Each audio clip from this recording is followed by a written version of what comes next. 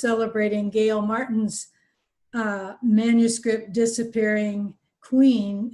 It will be published in the coming year at Two Sylvias Press, and that news is worth celebrating.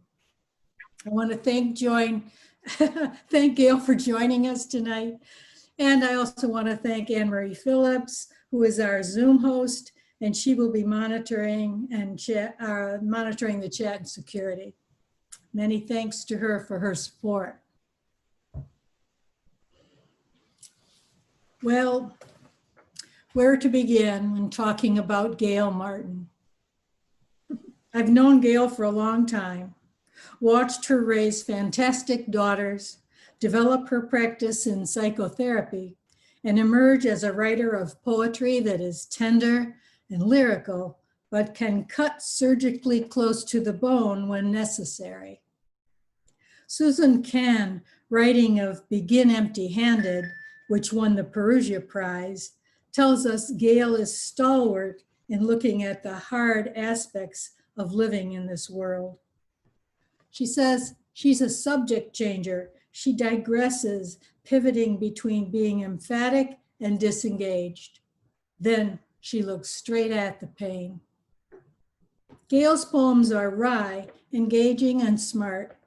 Tracy Brimmel has described her poems this way. Each line is honed to its sensate particulars. Its breathtaking images are restrained and wild and wonderfully alive. When I read a Martin poem, I know to expect fresh and wonderful images. Her poems are wise and restrained and rich with music.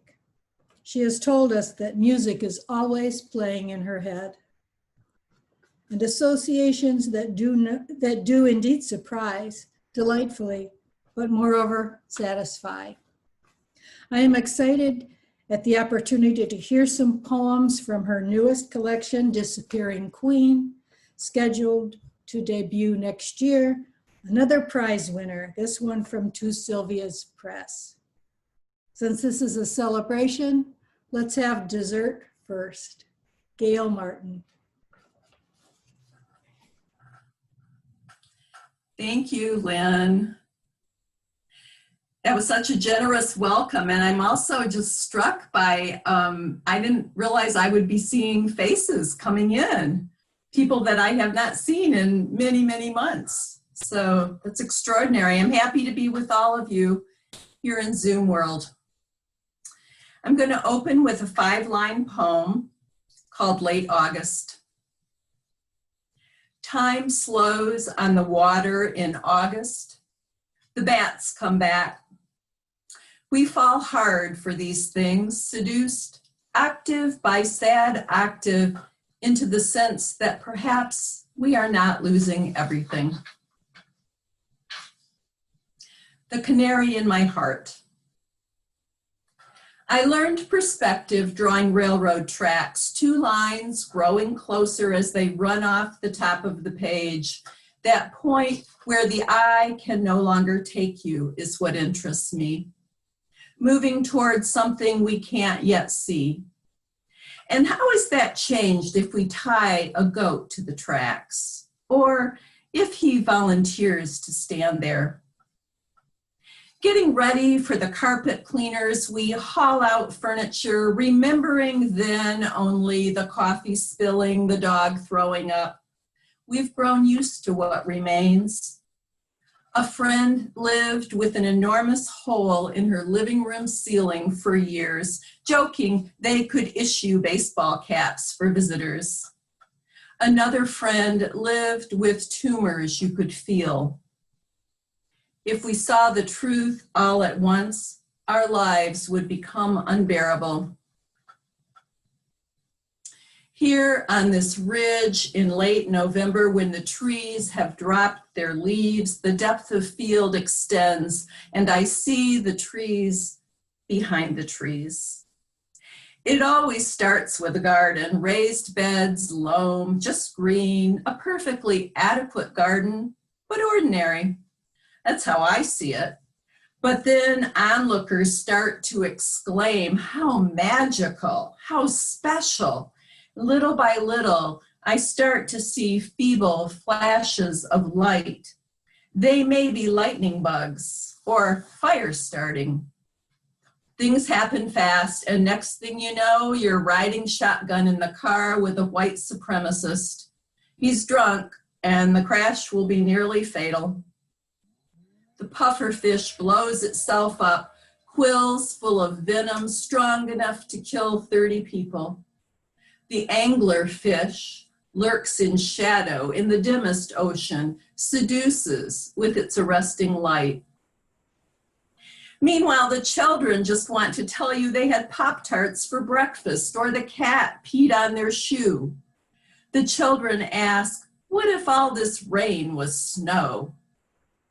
We play a few hands of Pass the Baby, knit chemo hats. My father sucks in oxygen through a long tube, wears his t-shirt that says, do not resuscitate. My husband would be crestfallen if I ever gave a reading that did not include a poem about our marriage. Just kidding. We've been inching toward tolerance for 46 years. The title of this is How One Thing Becomes Another. Dear husband,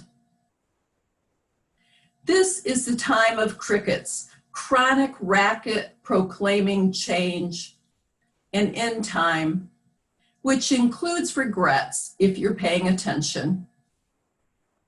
Dear husband, it is either the time of crickets or katydids. When I listen to both on YouTube, each convinces me the way I'm persuaded in argument by whoever speaks last, unless the argument is ours. Last night I said, I want to stop fighting, and you held me loosely, as if there were a way to touch me that didn't involve touching. The truth for me was closer to the children's note I found. I'm sorry if you are. Dear husband, it may be the time of cicada wasps, how they insert their poison, drag their victims underground.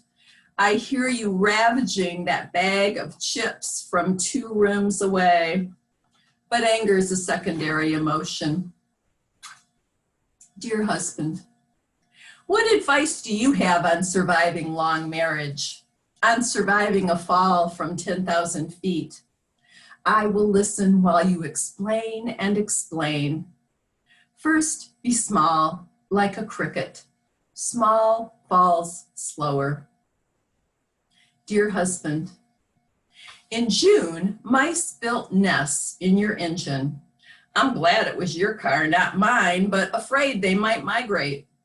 Summer kept lying to us, throwing rain like cold coins. I had given up on sun the way I'd given up on other things. Now, in this time of overrunning and chirping, I visit the mad gardener next door. She tells me she's afraid of her brother-in-law because he kind of looks like Satan. I don't say, so does your husband now that you mention it, clipping his toenails on the front porch, eyes red with exertion. How one thing can become another. Nesting mice begin to seem harmless, like children, familiar and basic as spark plugs, as crickets.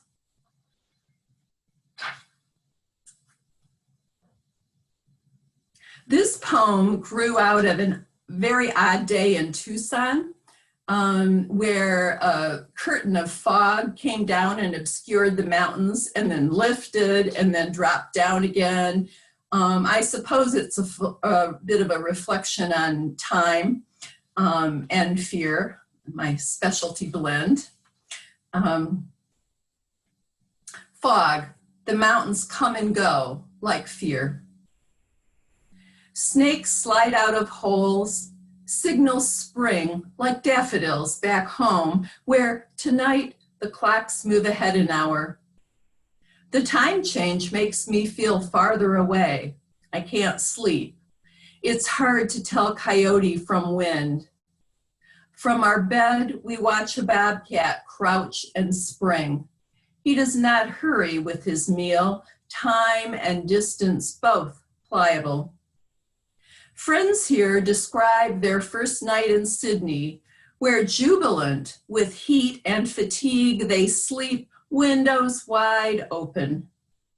They wake to find the branch of the fruit tree outside studded with bats the size of first graders. That is how it is here too. I didn't ask to be afraid, but I just stood while the sharp-shinned hawk swooped a small bird out of me and carried it off.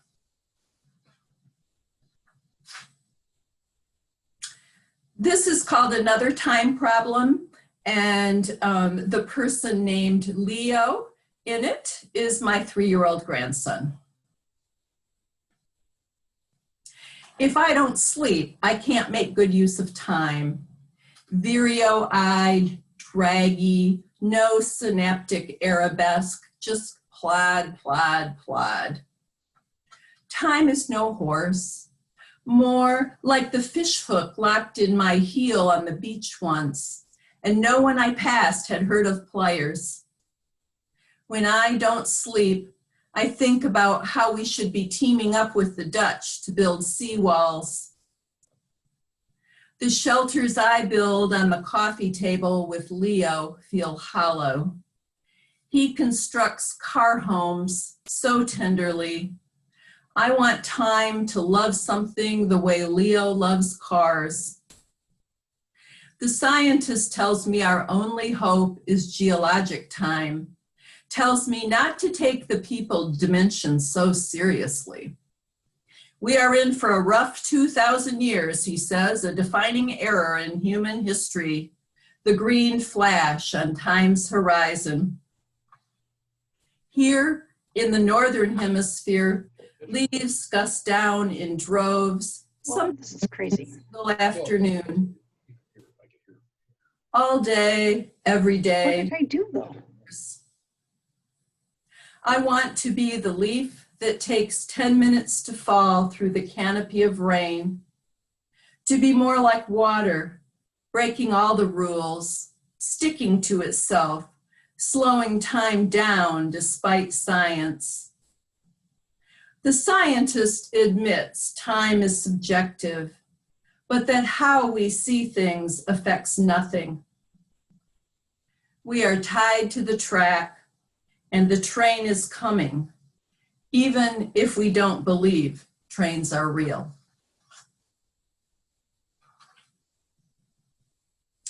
A few years back, I thought it'd be an engaging and fun project to write a poem that embodied each year of my life. So far, I have one. And this is it. I expect it was probably set in August at the home of my paternal grandparents in Coldwater, Michigan at 11.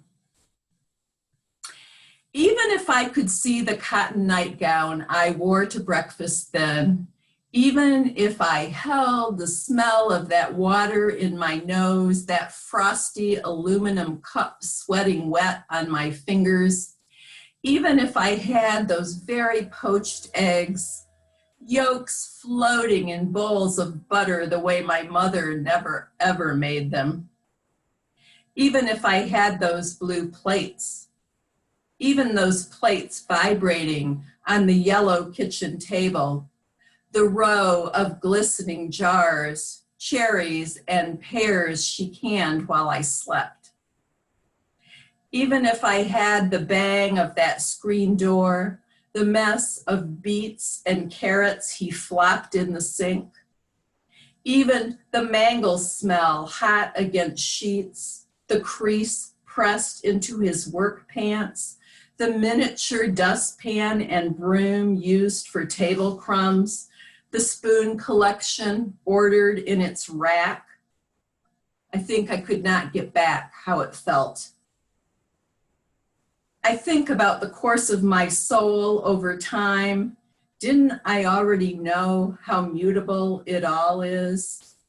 Even then, during those long days that should have been boring, but were not, I knew.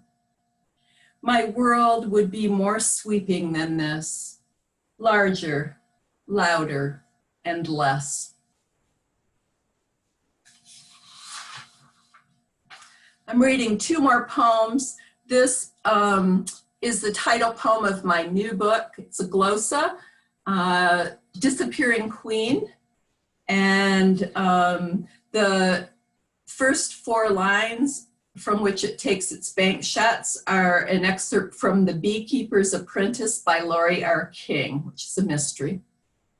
Each hive puts up with hundreds of bee hours, stolen to be spread on toast and formed into candles. I have been invisible for over a decade. No whistles or cat calls from our brethren, which comes as both relief and surprise. It's hard to know if this makes me more or less powerful. I'm still charged to take care of everyone, but now must not disrupt the flow and confidence of younger queens. There are times when unseen is best. It's hard to spot a queenless swarm, but her death disrupts the colony, a risk each hive puts up with. Women are charged with carrying the culture. I don't remember where I heard this, but it's true.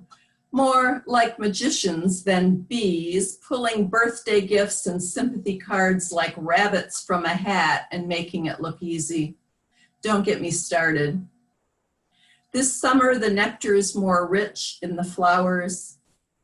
I could lay 1,000 eggs a day in my prime. Most drones don't leave the hive until afternoon, carouse around.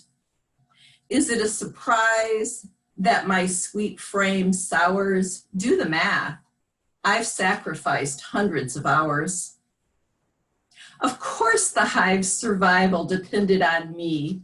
I know my role and have felt some smugness. Did I mention I could lay 1,000 eggs a day? But my bag of tricks reaches far outside the hive. I've risked my life. Storms, accidents, toads, raccoons, to mate in midair. If what matters most is the mating and mothering, then I'm left with some things to figure out. What now? Pheromones diminishing, those soaring days, golden ghosts, honey spread too thin, sticky from pillar to post. My lovely honey, stolen to be spread on toast. I'd be lying to say at times I didn't love it. Being queen had its moments. I'm not allowed to say and yet or still, signifying a turn of heart, but in the time left, I want to see how it is to fly without my spangled commitments. I want to spin a few webs like a spider, work to unscramble a few codes. What happens next? Does my work go underground? Do I grow more ordinary or more alive? And wasn't every golden day a gamble? Glorious light dissolved and formed into candles.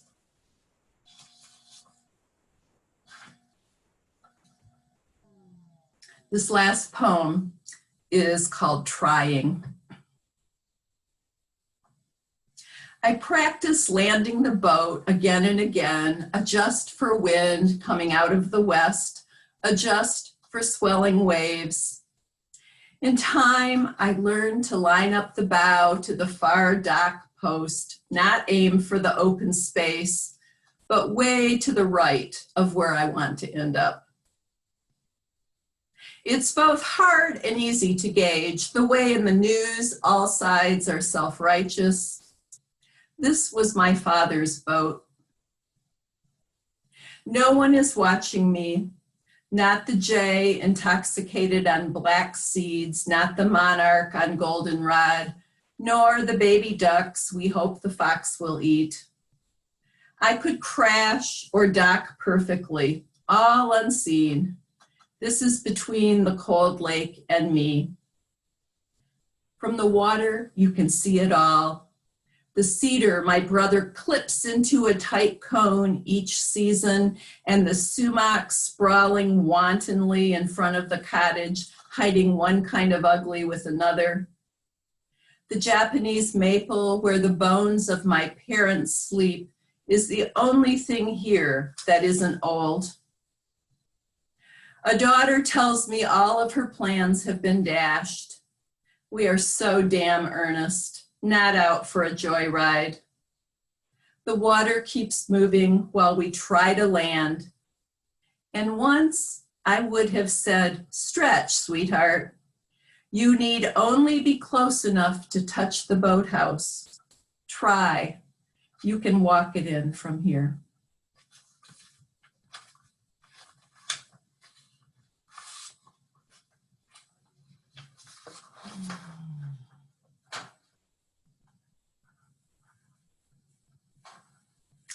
Thank you.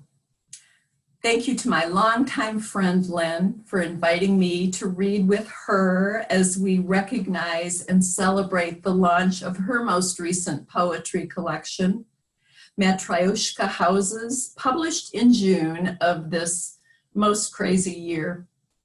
It is available to you locally in Kalamazoo at Michigan News, and this is a bookstore, as well as through Kelsey Press and Amazon. We encourage you to support your own local independent bookstore. Lynn is a lifelong Michigan native, and her work establishes this sense of place.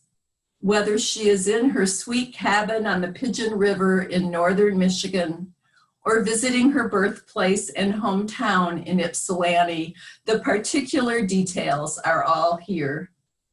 When she describes driving on ice on I-94 and Ed Galt and his men scraping their load of eggs off the highway next to their jackknife semi, my stomach clenches.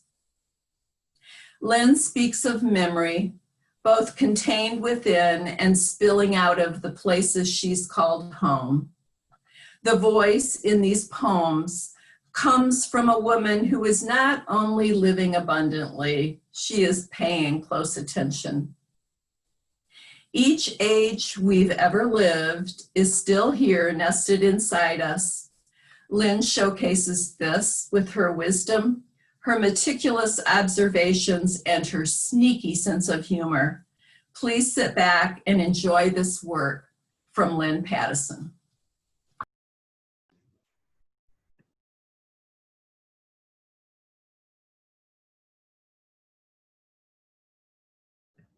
Thank you, Gail.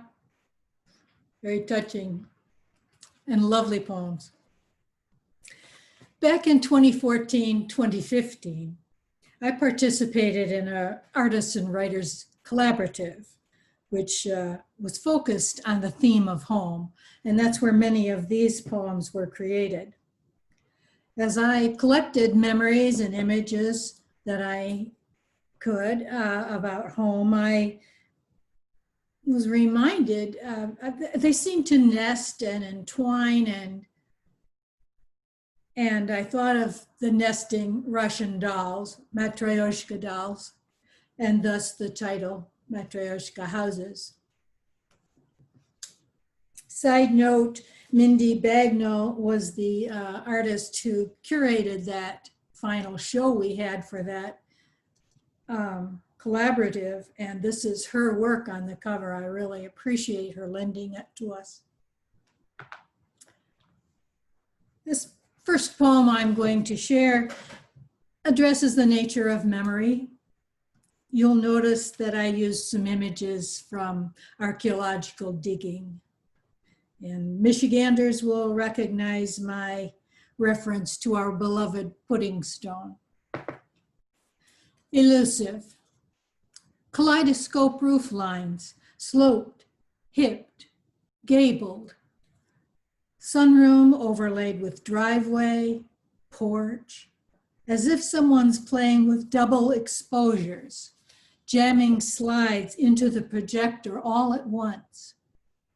The story of home can't be unearthed by orderly excavation, studied one stratum at a time. Even if you run string in quadrants, label religiously. Jumble of wax pilgrims in jewelry boxes with dancers on the lids, framed diplomas and watering cans, sump pumps and inner tubes. Here, a bedroom lit with northern light, another washed warm from the south. Part of the story is what the kids carried off to apartments, what was sold before the move to Florida. Time parses old input through translucent scrims, and memory does a kind of collapsing, filing system as collage, as Drummond Island pudding stone, spotty cluster of red jasper, chert, and quartz. Keep an open mind. If you insist on orderly narrative, one slide after the other, you won't get the whole effect.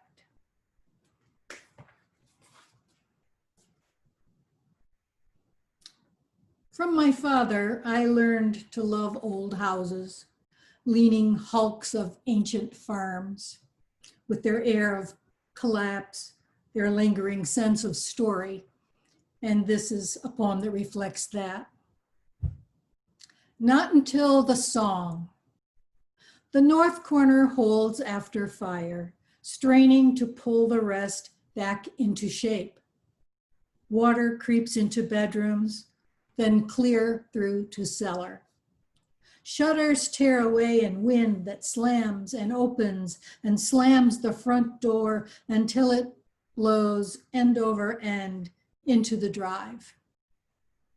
Passers-by peer in at soot stain and broken stove. Note the dried flypaper coils. Upstairs, a sink suspended in space above the kitchen. This place is dead to them.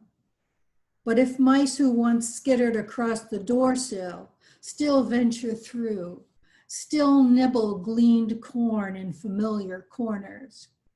If my father remembers his father setting logs at dawn, his mother humming as she works the churn or winds yarn around her son's hands, life remains.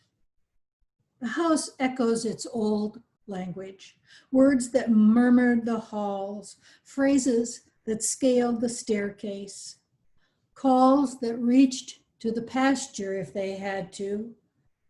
Here the house sings, here I am.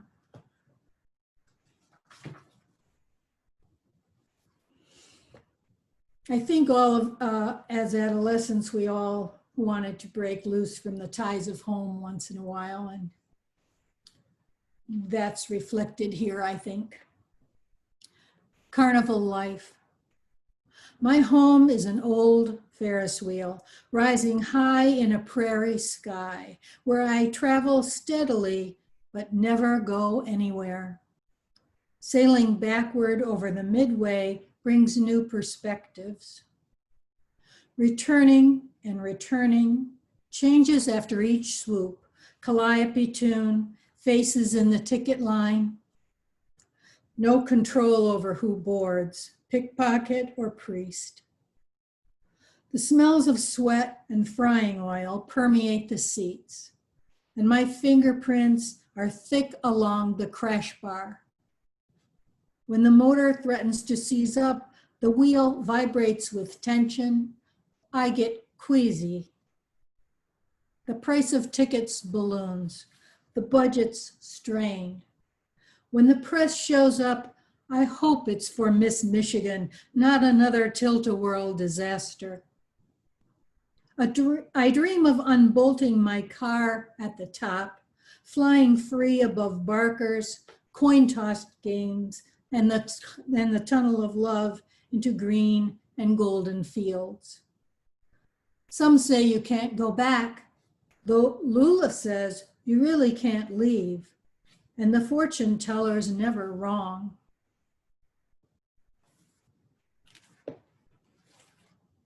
Here's a short one for those of you who are yoga practitioners. A new asana. Rust belt asana. Stand tall, feet rooted in the soil of the pioneers. Legs straight, body aligned, head floating like a corn tassel above stalks. With shoulders back and eyes forward, pull your pockets inside out. Avoid gazing out windows with views of abandoned factories, vacant houses. Bend over, hands on floor. Lower self to knees. Hold. Rise if you can. And this is the last one I'll read from the collection. It's the title, poem, Matryoshka Houses. Cunning construct of time and light. Close this one into that. See how they fit inside each other, fit me, one me or another. The cedar home in the woods halves open, revealing a green, high-peaked house, place of telescoping hours. What was it that lived there with us, ghosting shadows in the corner of my eye?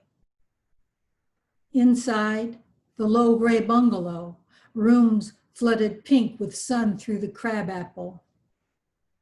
And deepest in, most tightly held, red brick, rounded door, house of attics and cubbies, platter-sized records played on the Victrola, a pipe stand.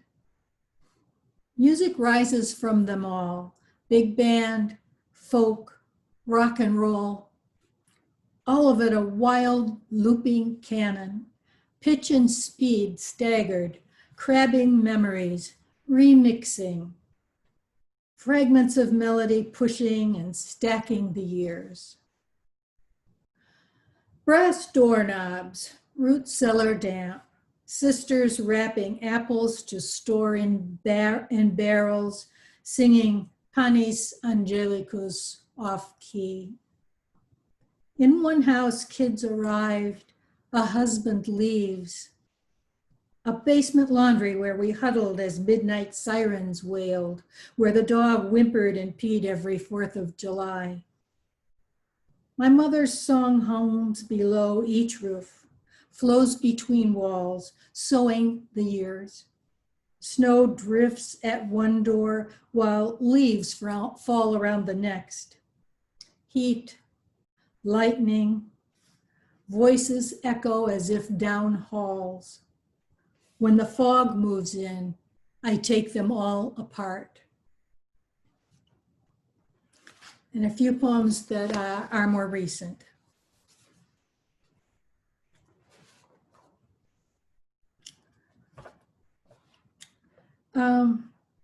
You never know what the consequences of your actions and choices will be, and sometimes they are surprisingly significant.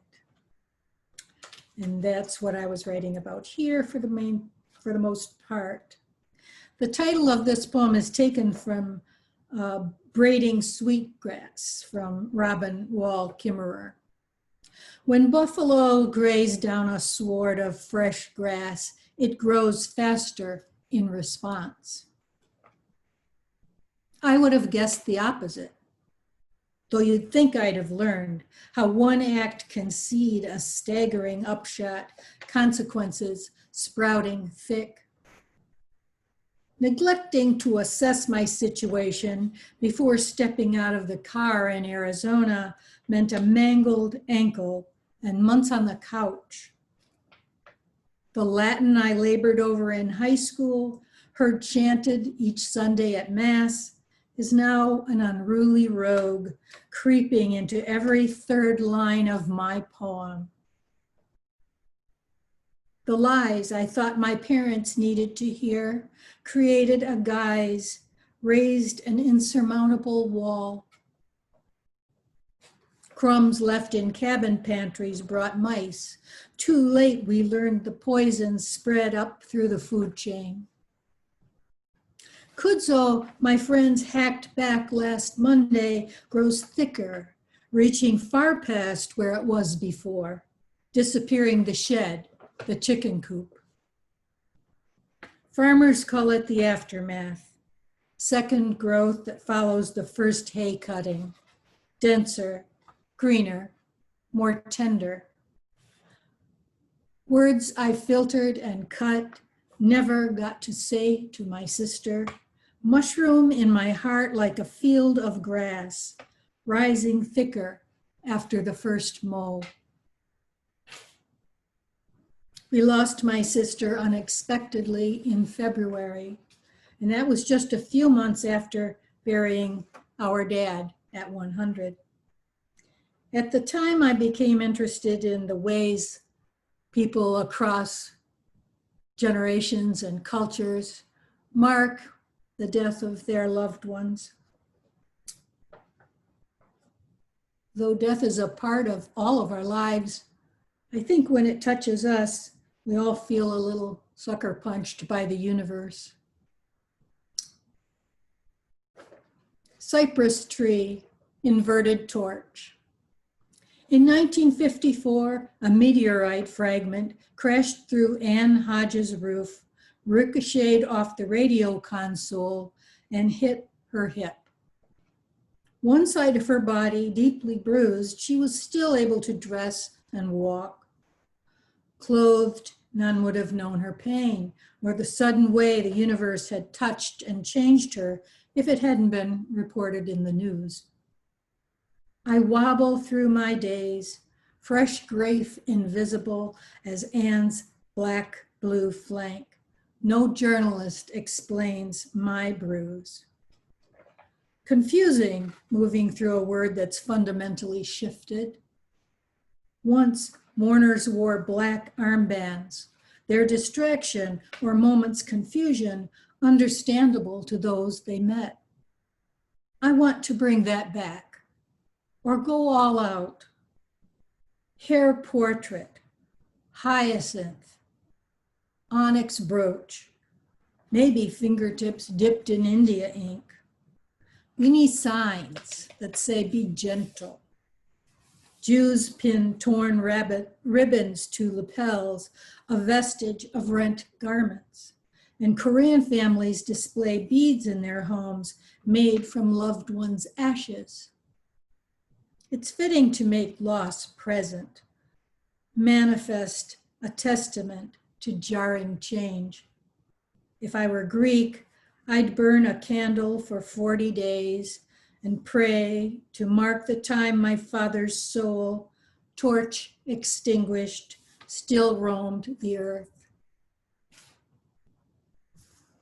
I have one more poem to read, but before I do, I sure want to thank everyone who joined us tonight. It's been great seeing you all alongside there.